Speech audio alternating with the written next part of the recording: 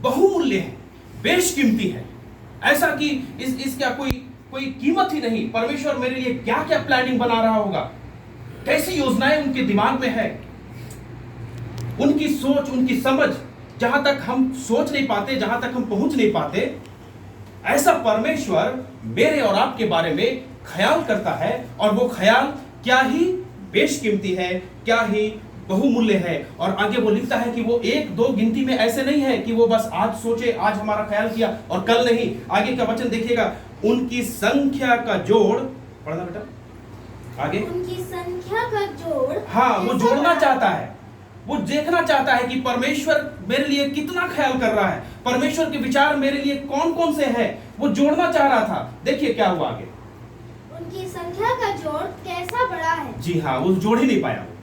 वो इतना ज्यादा है गिनती में कि वो उसने गिनती बता ही नहीं पाई। उसने सीधा सीधा लिख दिया वो कितना ज्यादा है, कितना बड़ा है, इतना ज्यादा है कि हम आप उसे गिन नहीं सकते। आसमान में बैठा परमेश्वर मेरे और आपके लिए ऐसे ऐसे ख्याल, बेशकीमती ख्याल कर रहा है, और उसे हमारा और आपका ध्यान है। उसने कोशिश करी कि गिनूं, 1 2 3 4 5 6 7 8 9 10 100 1000, उसे गिनती आती, कितनी आती थी। देखिए वो थक गया। और अगले वचन में लिखता है, पढ़िएगा 18 वचन। मैं हाँ, उनको गिनती तो वे बालू के हाँ कीनकों से भी अधिक। यदि मैं गिनूं, उसने कोशिश की गिनने की, वो कोशिश कर रहा था मैं परमेश्वर के महान कार्यों को, परमेश्वर के विचारों को, उन तमाम आशीषों को, उन तमाम उपकार को मैं अपने जीवन में गिन करके देखूं। वो थक गया, वो हार गया। वो कहता है कि मैंने कोशिश की, मैं गिन रहा हूं, लेकिन वो कैसे है, बालू के कणों से भी अधिक है। थक गया, वो गिन नहीं पाया। ऐसा महान परमेश्वर मेरे और आपके लिए अपने ज़हन में, अपने दिमाग में उनको हमारा और आपका ख्याल है, हमारी और आपकी चिंता करता है।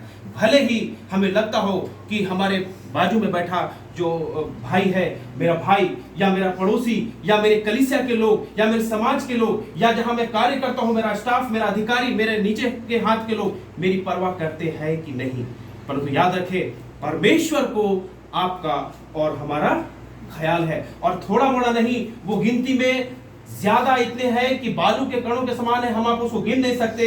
और वो बेशकीमती है, वो बहुमूल्य है। इसका मतलब परमेश्वर के दिलो दिमाग में हमारी और आपकी प्लानिंग चलती रहती है, और बड़ा प्लानिंग है, बहुमूल्य है, बेशकीमती है। और इसी में हम देखेंगे कि आगे वो क्यों ऐसा लिखता है। पहला और दूसरा वचन पे थोड़ा सा मैं फोकस करूंगा। 139 भजन संहिता उसका पहला और दूसरा वचन, यहां ऐसा लिखा है, हे यहोवा तूने मुझे जांच कर जान लिया है। एक जगह दाऊद लिखता है कि परमेश्वर तू मेरे हृदय को जांच कि मेरे में कोई कपट तो नहीं। और यहां पे लिखता है कि तू मेरे हृदय को तूने मुझे जांच लिया है। और कैसा जांचा है, जब परमेश्वर को हमारा ख्याल है, हर समय हमारा ही विचार उनके दिमाग में है, तो वो हमें क्या करेगा, जांच लेगा। और आगे लिखता है कि तू मेरा उठना और बैठना दोनों जानता है। हम कहां उठते हैं, किसके साथ हमारा बैठक होता है, हम जाते हैं तो कहां जाते हैं, किस उद्देश्य से जाते हैं, हमारा मकसद क्या होता है, सब बातें परमेश्वर को मालूम है। और इतना ही नहीं, तू मेरे विचारों को दूर ही से समझ लेता है। और आगे लिखता है कि तू मेरे चलने की छानबीन करता है, तू मेरे लेटने की छानबीन करता है। और यहां आगे एक और वाक्य है कि तू मेरे सारे चाल चलन को जांचता है और परिचित है, जानता है तू। ऐसा परमेश्वर, आप यह ना सोचे कि आपके बारे में कोई नहीं सोच रहा है, कोई चिंता नहीं कर रहा है, कोई बात नहीं। वो महान खुदा, वो महान परमेश्वर को हमारा और आपका ख्याल है, और बड़ी बारीकी से उन्होंने हमें जांचा है। क्योंकि परमेश्वर यहां पे लिखता है कि वो क्या किया है, मन को परख लिया है। परमेश्वर ऊपरी चीजों को नहीं जांचता। परमेश्वर के जांचने का तरीका मनुष्यों की तरह नहीं है। मनुष्यों का जांचना ऊपरी होता है, वो हमारे स्वभाव को देख लेगा, वो हमारे पहनावे को देख सकता है, और हमारे आचार व्यवहार बातचीत को परख सकता है। परंतु परमेश्वर मन को परखता है। और इसलिए दाऊद यहां लिखता है कि तू तो मेरी रचना से पूर्व मुझे जानता है, मां के गर्भ में जब मैं नहीं आया था तब से तू मुझे जानता है, और तूने मेरी बनावट को देखा है, जब मेरे तत्व बेडौल थे तब से तू मुझे जानता है। तो मेरे प्रियो, ऐसा परमेश्वर का जांचना जो है वो ऊपरी नहीं है। कई बार हम सोचते हैं कि हम बड़े अच्छे काम कर रहे हैं, है ना, हमारे काम, यशायाह नबी बोलता है कि हमारी धार्मिकता के काम क्या है, मैले चित्रों के समान है। ये तमाम लोग ऐसे अनुभवों से होकर गुजरे, क्योंकि परमेश्वर ऊपरी चीजों नहीं देखता। हो सकता है हम अच्छे अच्छे काम कर रहे हैं, करना भी चाहिए। इन लॉकडाउन के दिनों में सबने बड़े अच्छे अच्छे चैरिटी वर्क किए, भूखों को भोजन बांटा, कपड़े दिए, और तमाम अपने अपने जो क्षमता थी उसके हिसाब से सबने हेल्पिंग हैंड बढ़ाया। और ना केवल इन दिनों में बल्कि अन्य दिनों में भी हम कलीसिया में या सेवकाई के लिए कुछ ना कुछ करते रहते हैं, और हमें लगता है कि ये बहुत अच्छा है, और हमारे आजू बाजू वाले भी सोचते हैं ये बहुत अच्छा है। कोई पुलपिट दान कर देता है, कोई चर्च के पर्दे दान कर देता है, कोई कन्वेंशन के लिए बड़ी रकम दान करता है, ये अच्छा है। परंतु ये दिखने वाली चीजें हैं और इसे लोग देखते हैं। परंतु याद रखें, परमेश्वर का जांचना ऐसा नहीं है। परमेश्वर हमारे और आपके मन को जांचता है, मन की जांच करता है, जहां कोई दूसरा झांक नहीं सकता। मैं आपके मन के अंदर नहीं झांक सकता, लेकिन परमेश्वर झांक सकता है। और मन के बारे में कुछ और बातें बाइबल बताती है। मन तो सब वस्तुओं से अधिक धोखेबाज है। मराठी में क्या बोलते हैं कि नहीं मालूम, बाइबल में हिंदी में ऐसा है कि मन तो सबसे अधिक धोखेबाज है, उसे कौन समझ सकता है, और उसमें असाध्य रोग लगा है। और इसीलिए परमेश्वर सबसे ज्यादा जांच और परख जो करता है वो मन की करता है। एक जगह ऐसा लिखता है कि ये तू अपने हृदय की चौकसी यानी अपने मन की चौकसी पूरे यत्न से कर तो तू जीवन पाएगा। इसका मतलब कि परमेश्वर को हमारा ख्याल है। कोई आपका हमारा ध्यान रखे ना रखे, हमारा जीवित परमेश्वर, हमारा जीवित खुदा को हमारा ध्यान है। और हम सब इसके गवाह हैं कि आज यहाँ इतने हंसी खुशी आनंद के माहौल में बैठे हैं, जबकि तमाम चारों तरफ के वातावरण में भय का माहौल है। हर एक की जिंदगी में कई सारे उतार चढ़ाव है, और सबको अगर किसी को आप बातें करना शुरू करें तो हर की जिंदगी में एक लंबी कहानी निकलेगी इन बीते 5-6 महीनों के दरमियान। परंतु परमेश्वर का धन्यवाद कि हम जिन्हें परमेश्वर ने अपने लोग कहा है, अपनी प्रजा के लोग कहा है, अपना नाम दिया है, हमें परमेश्वर ने संभाले रखा है। उस जीवते उद्धार करता परमेश्वर का धन्यवाद। एक और वचन की ओर हम देखेंगे। परमेश्वर को हमारा ध्यान है, इसका मतलब उनके दिलो दिमाग में हमारी ही बातें चलती है। निर्गमन की पुस्तक देखिए, अध्याय 3 और उसका वचन 7। यहां पर परमेश्वर अपने दास मूसा को चुन लिया है और उससे कुछ बातें कर रहा है। निर्गमन की पुस्तक अध्याय 3 वचन 7 देखेंगे। और मूसा से बातें करते हुए उन्होंने कहा,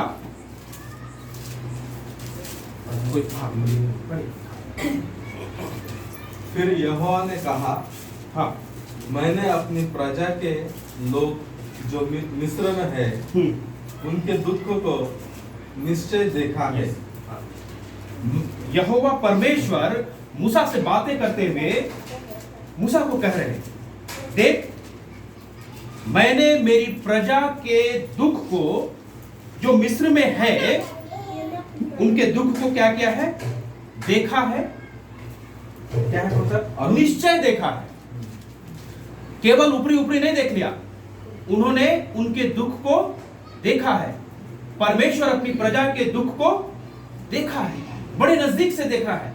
बहुत गहन जांच पड़ताल और छानबीन उन्होंने किया है। और आगे, और उनकी जो चिल्लाहट परिश्रम कराने वालों के कारण होती है, हाँ, उसको भी मैंने सुना है। और उनकी पीड़ा पर मैंने चित्त लगाया है। उनकी पीड़ा को देखा है। आगे लिखते हैं कि उनकी चिल्लाहट जो उन्हें सताने वालों के कारण है, बेगार कराने वालों के कारण है। हमें नहीं मालूम कि हमारे आसपास हमें सताने वाले कौन कौन हैं, है ना। चारों तरफ की परिस्थितियां में कुछ लोग ऐसे मिल जाते हैं जो हर वक्त हमारा लेग पुलिंग कहते हैं ना, पैर खींचना, गिराना, कुछ तो भी हानि करने की युक्ति करते हैं। और ऐसा ही उस समय मिस्र में भी था, जो परमेश्वर की निज प्रजा थी। उन्होंने कहा जो तुम्हें सताते हैं, जो तुमसे बेगारी कराते हैं, जो तुमसे काम करा के पूरा वेतन नहीं देते हैं, जो तुम्हें ठग लेते हैं, इनके कारण जो तुम्हारी पुकार है, जो दुख भरी पुकार है, मैंने सुना है। परमेश्वर ने अपने लोगों को देखा है और उसकी पुकार को सुना है। और आगे लिखा है कि मैं उनके दुखों को जानता हूं।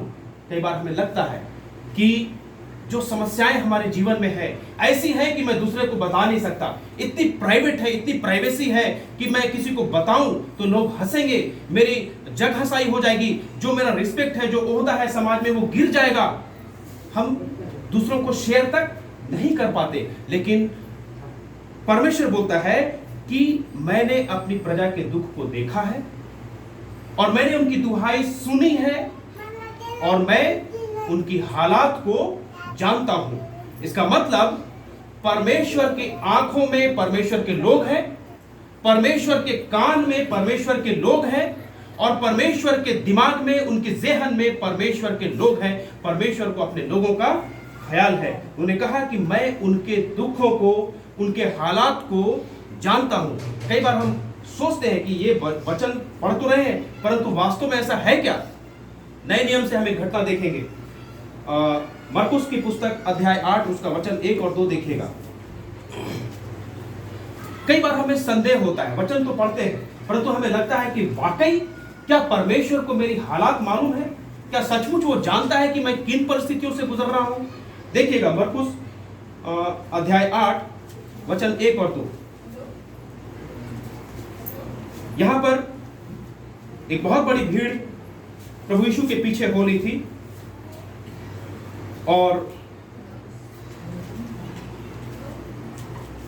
देखिए यहां ऐसा लिखा है वचन 1 में, उन दिनों में फिर जब एक बड़ी भीड़ एकत्रित हुई और उनके पास खाने को कुछ न था।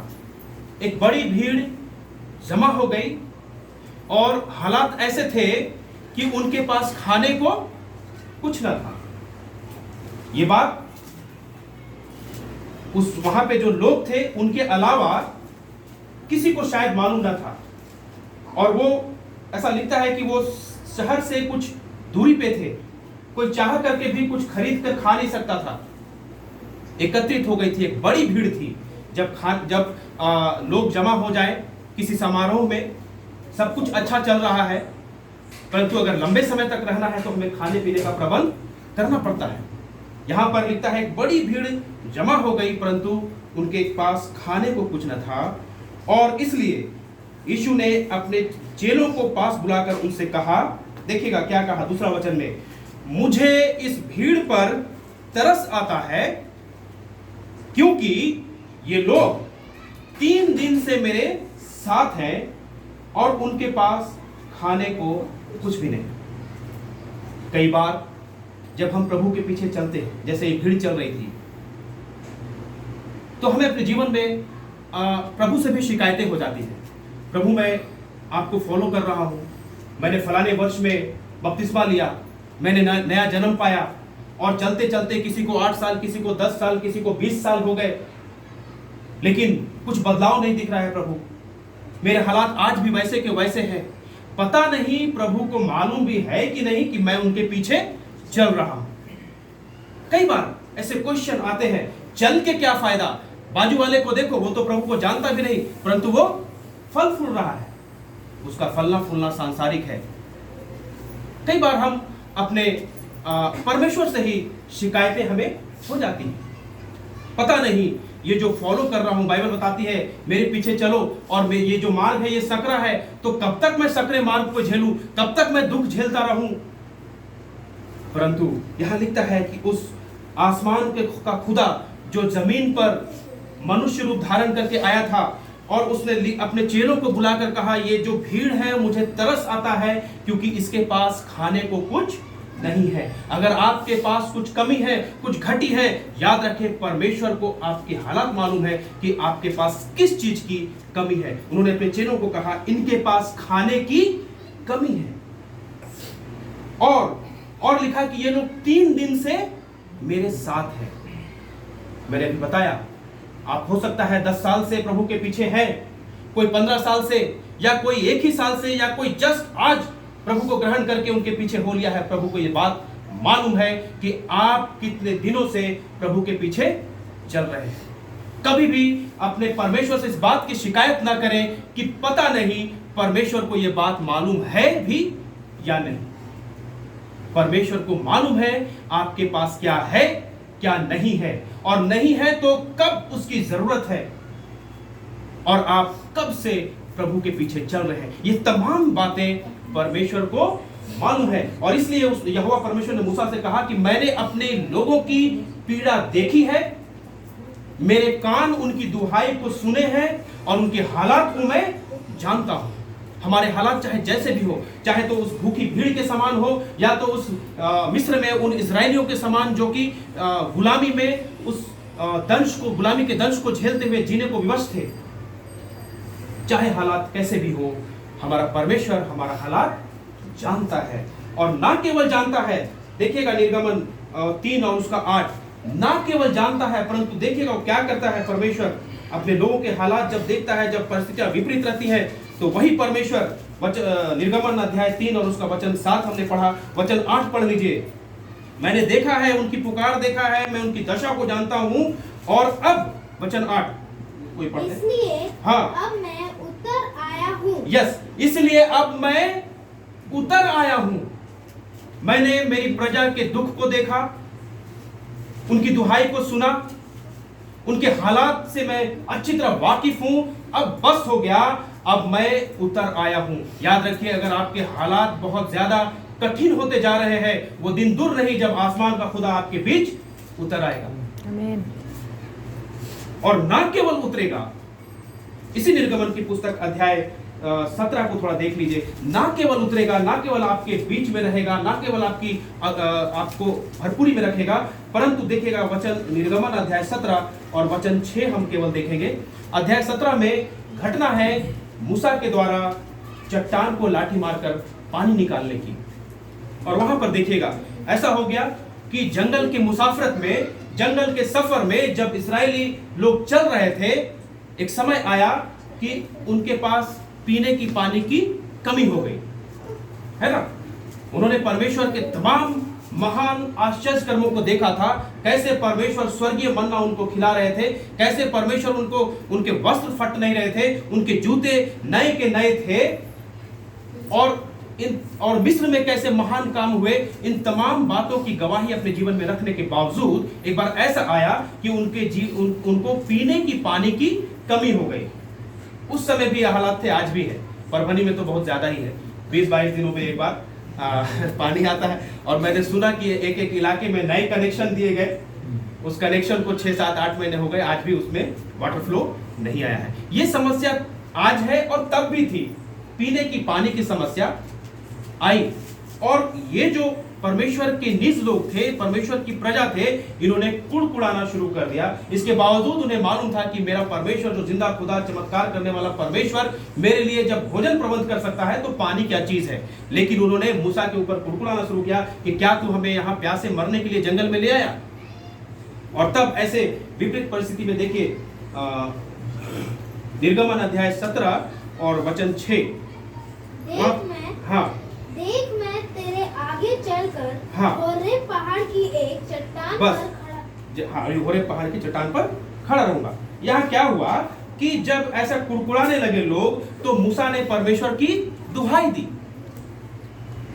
और तब परमेश्वर ने कहा कि देख, इशारा कर दिया ना, वो चट्टान है, तू जा वहां पानी पी ले। कई बार जब हम ऐसे संकट में होते हैं, जब हमें हमारे जीवन में कमी घटी, या कुछ तो भी ऐसा काम रुक गया, या किसी की हेल्प चाहिए, तो क्या होता है, लोग हेल्प तो करते हैं परंतु दूर से ही, वो फलाना जगह जाओ वहां काम हो जाएगा, हम इशारे कर देते हैं। या तो ठीक है भाई, तो मैं नहीं चल सकता, एक काम करता हूं, लेटर लिख देता हूं, सिफारिश पत्र ले जाओ, हमारा काम हो जाएगा। लोग साथ आना नहीं चाहते, मदद तो करते हैं, कई बार वो दिखावे की मदद होती है, केवल मुंह से बोल दिए परंतु टाइम पे नहीं आएंगे। और कई लोग जब करते भी हैं तो दूर से, डर होता है उन्हें, भाई मैं तेरे साथ गया, तेरी बदनामी मुझे भी लग जाएगी, लोग क्या सोचेंगे इसके साथ चल रहा है, मेरा कुछ स्टेटस है, मैं कैसा तेरे साथ हूँ, एक काम कर मैं लेटर लिखता हूँ, नहीं तो फोन कर दूंगा, तेरा काम हो जाएगा, कुछ तो भी इस तरह का बात।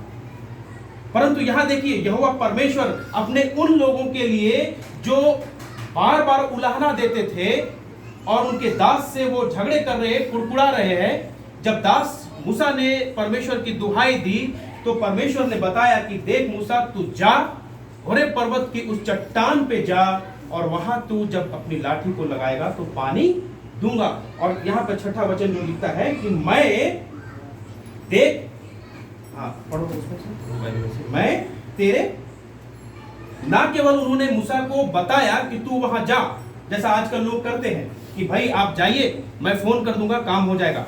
पढ़ना बेटा वचन 6, देख मैं तेरे आगे चलकर, हाँ आगे चलकर, और परमेश्वर ने केवल उपाय नहीं बताया, परमेश्वर ने केवल राह नहीं बता दी, परमेश्वर ने कहा तू जा और मैं तेरे आगे आऊंगा और तेरे लिए वहां चट्टान पे खड़ा रहूंगा। ऐसा महान और जीवित परमेश्वर हमें भी हमारे बीच में ही नहीं रहता, हमें केवल सलाह देके नहीं छोड़ देता, हमें केवल सांत्वना देके नहीं छोड़ देता, बल्कि वो क्या करता है, हमारे आगे चल करके जो कमी है, जो मुसीबतें हैं, उनका सामना वो आगे रह करके करता है।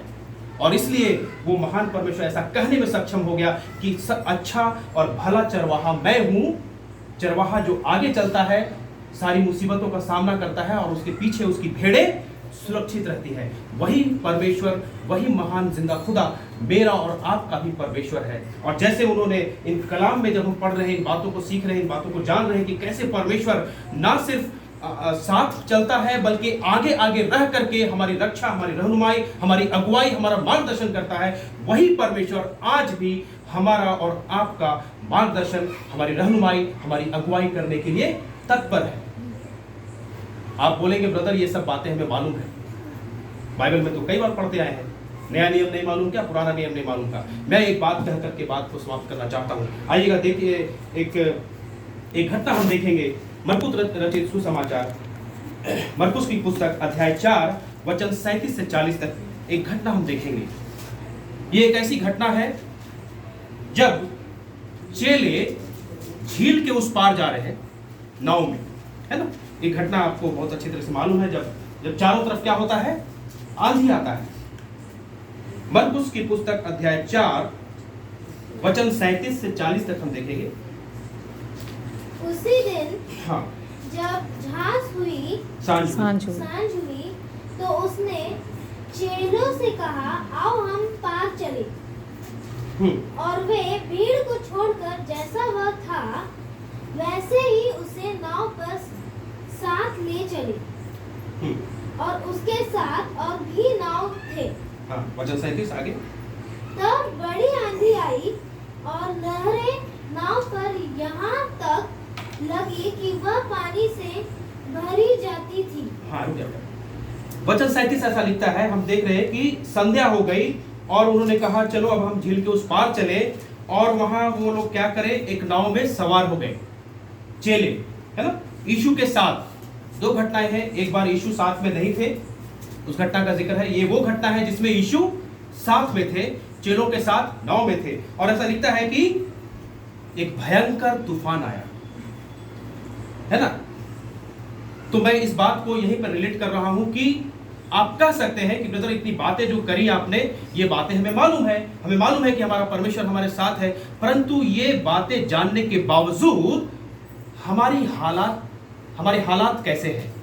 मैं अपनी तुलना, आपकी तुलना उन शिष्यों के साथ करना चाहूंगा जब चारों तरफ भयंकर तूफान था, आंधी था, हवा इतनी तेज चल रही थी, पानी के थपेड़े जहाज पे ऐसे लग रहे थे कि वो पानी भरने को था, अब डूबा कि तब डूबा।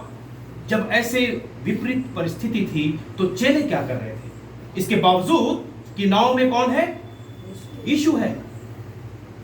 चेलों ने भी उस खुदा के चमत्कार को देखा था, उनकी शिक्षाओं को जानते थे। पतरस ने तो स्वीकार किया था, प्रभु तू जीवते परमेश्वर का मसीह है।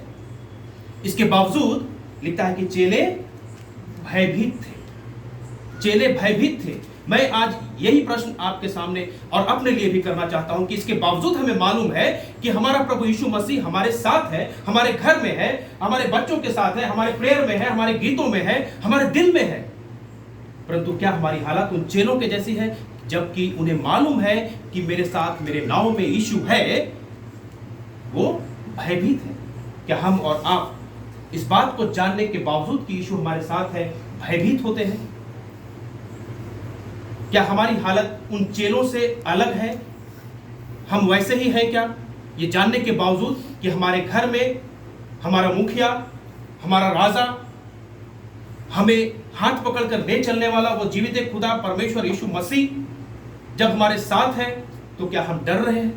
कुछ हालात ऐसे आते हैं, आंधियां आती हैं, थपेड़े आते हैं, ऐसा लगता है कि अब डूबे तब डूबे, ऐसे में क्या हम भयभीत होते हैं? देखिएगा चेले क्या कहने लगे, वो यहां तक पानी भरने लगा नाव में कि वो डूबने लगी और वह यीशु स्वयं नाव के पिछले भाग में सो रहा था।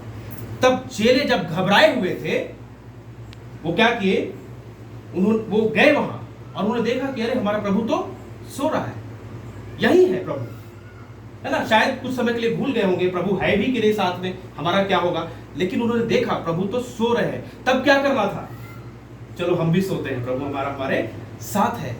चिंताएं कुछ समय के लिए आए भी तो जब हमें ये इल्म हो जाए, जब हमें ये मालूम हो जाए कि हमारा परमेश्वर हमारे साथ है, तो फिर हमें चिंता मुक्त होना है। लेकिन चेले यहां चिल्ला रहे, प्रभु तू सो रहा है, हम नाश हुए जाते हैं, तो क्या तुझे चिंता नहीं? यही बात, यही प्रश्न, यही वाक्य मेरे मुंह से और आपके मुंह से भी कभी ना कभी परमेश्वर के लिए निकलता है। प्रभु तू कहां है, मेरी सुनता भी है क्या, मुझे देखता भी है क्या, या मेरे बारे में ख्याल भी तेरा तुझे है कि नहीं, मैं किन हालात से गुजर रहा हूं, तुझे कुछ चिंता नहीं? जैसा ये चेले प्रभु को कह रहे हैं कि हम नाश हो जाते हैं और तुझे कुछ चिंता ही नहीं। और फिर आगे की कहानी आपको मालूम है, प्रभु उठते हैं, उन्होंने आंधी और पानी को डांटा, तूफान थम गया और उन्होंने एक बात कही, और यही बात करके आज मैं यहाँ पे विराम दूंगा। देखिएगा यीशु ने कहा, वचन 40 पढ़ दीजिएगा कोई। और उन्हें उसने कहा, हाँ, तुम क्यों यीशु ने डरते? चेलों से कहा, हाँ जोर से पढ़ो। यीशु ने चेलों से कहा, तुम क्यों डरते हो? तुम क्यों डरते हो? क्या तुम्हें अब तक विश्वास नहीं? क्या तुम्हें अब तक विश्वास नहीं? बस बेटा, बस यहीं पे करके मैं आज के इस वचन को विराम दूंगा। तुम क्यों डरते हो? क्या तुम्हें अब तक विश्वास नहीं? इसके बावजूद कि कलाम तुम्हारे सामने है, इसके बावजूद कि कई बार परमेश्वर के सेवक, परमेश्वर के दास और हमारे पास्टर साहब कई बार इस बात को बताते हैं, हमारे सामने प्रकट करते हैं कि हमारा परमेश्वर हमारे साथ है। हम गीतों को गाते हैं कि यहोवा परमेश्वर हमारे संग संग है, याकूब का परमेश्वर हमारे संग है, तो फिर तुम क्यों डरते हो और क्या तुम्हें विश्वास नहीं? और एक जगह ऐसा लिखा है कि हे अल्पविश्वासियों, तुम क्यों डरते हो? हमारा परमेश्वर आज हमको और आपको जो संबोधन कर रहा है वो ऐसा है कि हे अल्पविश्वासियों, तुम क्यों डरते हो? अगर किसी भी बात की चिंता, किसी भी बात का भय हमारे और आपके जीवन में है, तो परमेश्वर आज हमसे और आपसे बातें करते हुए कहते हैं कि हे अल्पविश्वासियों, विश्वास तो है परंतु बहुत थोड़ा है, अल्प है, बहुत छोटा है, तुम क्यों डरते हो? हमें डरने की आवश्यकता नहीं। एक ही बात को याद रखिए, दाऊद की तरह कह सकिए कि परमेश्वर तेरे विचार मेरे लिए क्या ही बहुमूल्य है, और मैं गिनती में जोड़ना चाहूं तो न गिन सकूंगा, वो बालू के गिनकों के समान है और वो बेशकीमती है। हालेलुया। परमेश्वर इस वचन के द्वारा से आपको और हमको आशीष दें।